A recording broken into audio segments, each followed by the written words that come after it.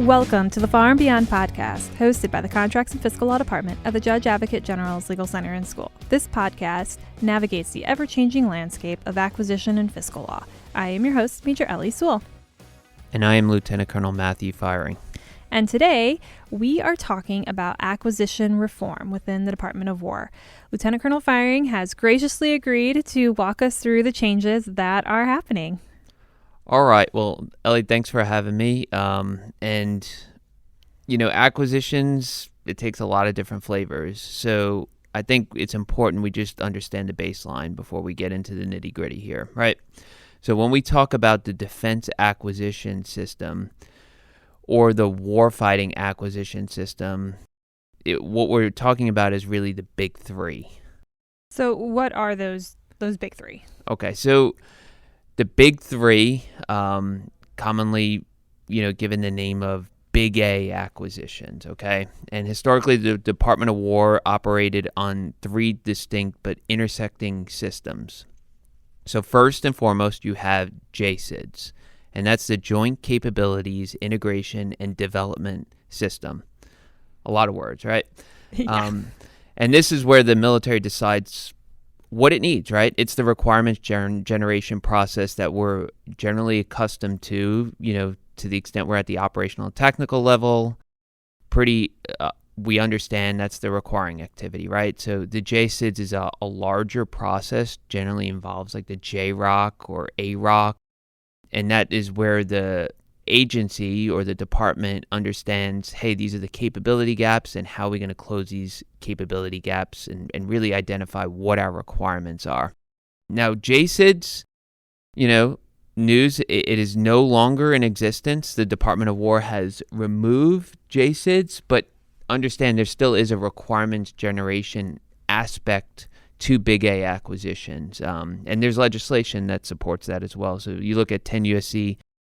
181, for example, and that's the core statute that establishes the Joint Requirements Oversight Council, or the JROC, which mandates the identification, assessment, and approval of joint military requirements.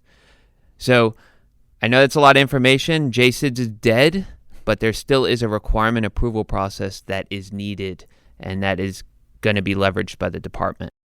Okay, so if JCIDS is dead, you mentioned the big three. What are the other two? Okay, so the second thing, and some may argue is probably the most important thing, is the PPBE. So that's the planning, programming, budgeting, and execution. Bottom line, that's the money piece, right? That's how we justify our budget to Congress. That's how we justify money and plan out money through the FYDP process over a 5-year time frame to get money from Congress for particular programs, services, and supplies and things like that. So that's like the second piece is PPBE. And then finally, the third piece is the DAS, or the Defense Acquisition System, or the WAS, the Warfighting Acquisition System. And this is really generally governed by 10 U.S.C. 3001 to 3066. Okay, so why the need for the change? Okay, so remember, Big A acquisitions, we got JCIDS, or something equivalent to the requirements generation process. The other thing is PPBE, and then we have the WAS, or the DAS, right? That encompasses all of Big A acquisitions. Little A acquisition, or small a, that is the WAS or the DAS. So that is the infrastructure in which the department utilizes to generate its requirements and acquire major weapon systems. And for decades, these three systems operated in their own silos, right? So JCIDS would take years. It was highly criticized because it would take so long to write a requirement. Similarly, PPBE would take years to fund it. And oftentimes the acquisition system, or a small a or little a acquisition, would take sometimes a significant amount of time, right? So essentially, we have a system in place, or traditionally have had a system in place, that takes an extremely long period of time to process and get weapons into the warfighter's hands. And we know, at least recently, warfare has changed, right? And by the time a system is fielded to the warfighter, the threat changes. The enemy has a say. The enemy, adopts to what our systems have and adjusts accordingly. So the threat changes, and therefore our capabilities and our corresponding requirements need to change, or they do change. And essentially our acquisitions need to change to adjust to that modified threat. So modern warfare and big A acquisitions, really there's a little bit of tension there given the time frame that things take. So this brings us to the present now. On November 7th, 2025, the Secretary of War released the Acquisition Transformation Strategy. What was the bottom line of that directive? Okay, so the Secretary of War essentially said that our traditional siloed approach, right, JCIDS, PPBE, and the DAS is vulnerable. It's vulnerable. It's not a workable system against our peer adversaries. And the strategy mandated a shift from linear industrial era procurement to a more agile or continuous delivery type of process. And it directed the department to start managing capabilities as integrated portfolios rather than isolated standalone programs.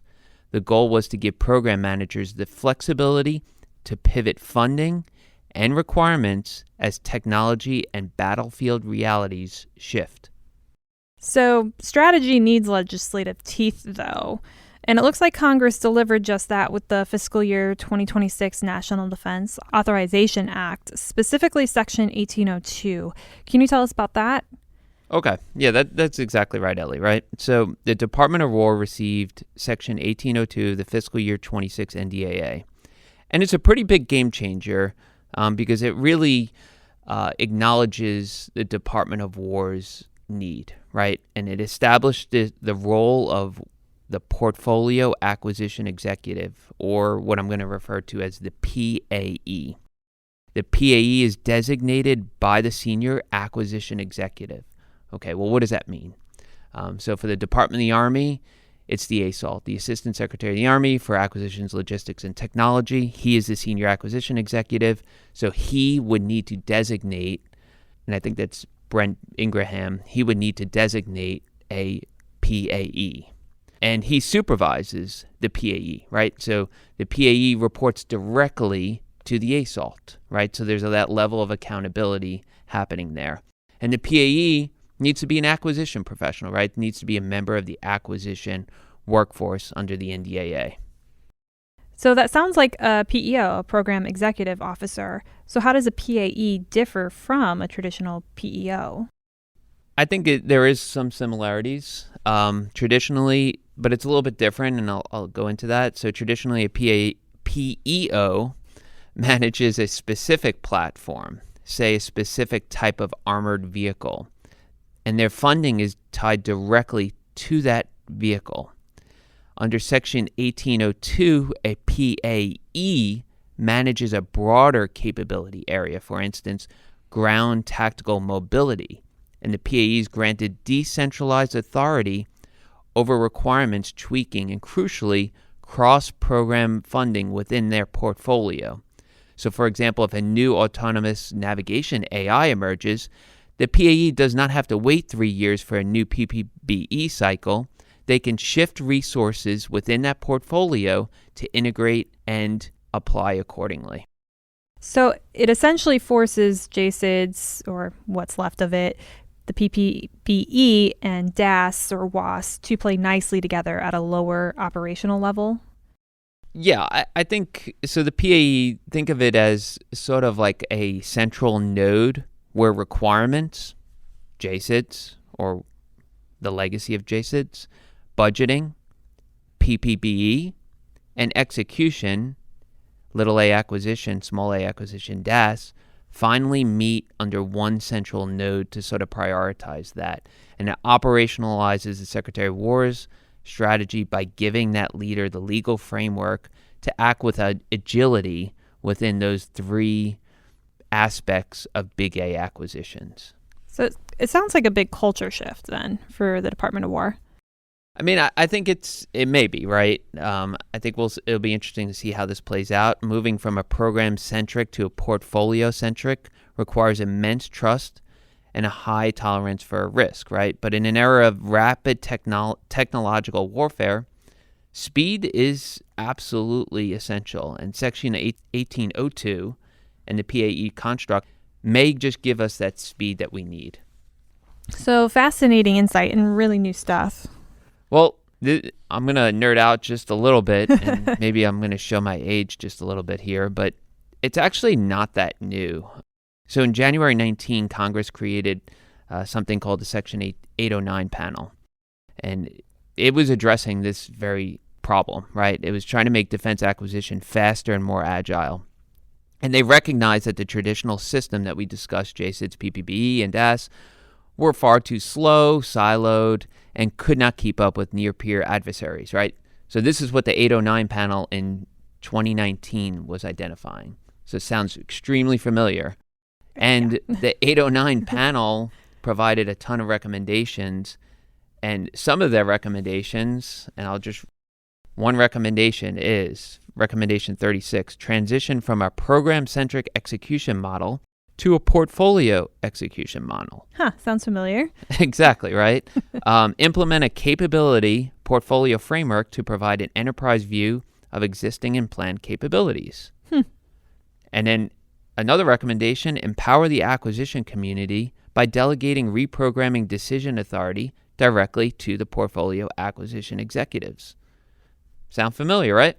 So they actually were talking about these PAEs 6-7 years ago. Exactly, right? And now we have, especially with the most recent NDAA legislation that really adopted what the 809 panel recommended back in 2019. So why didn't they implement it then back in 2019? Why did it take 7 years?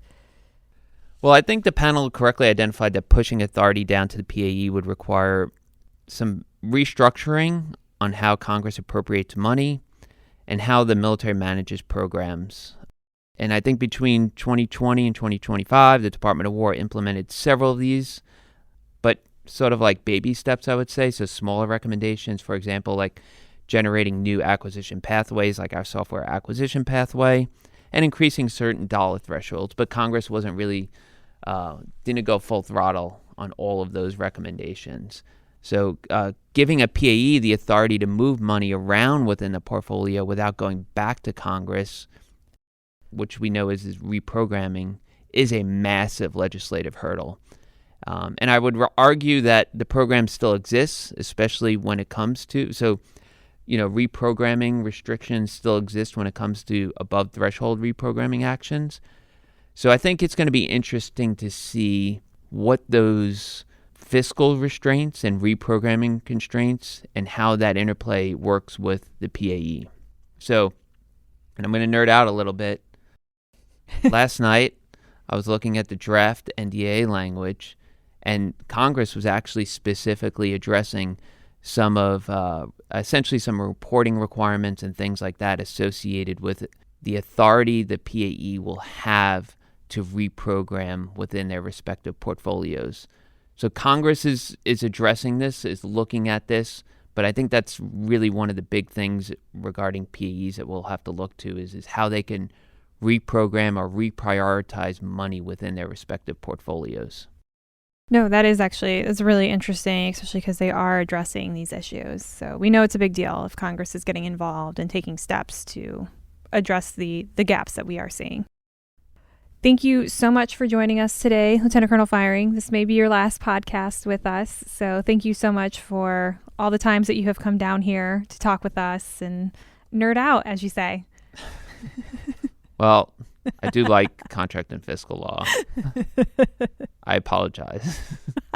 Don't apologize. It's hopefully why everyone else is listening right now is because they also like contracts and fiscal law as well. Fair point. Well, thanks for having me, Ellie. I appreciate it, and I love coming down here to contribute and hopefully share some information to the field. So, all right, thank you. Thank you for joining us today in this episode of Far and Beyond. Please make sure to follow us and subscribe on your favorite podcast platform. We love to hear from our listeners. Please continue to reach out to us on Facebook and LinkedIn. The information can be found in the show notes from today's episode. The views expressed today are those of the presenters, not that of the Judge Advocate General Corps, the Department of the Army, Department of the Air Force, or the Department of War.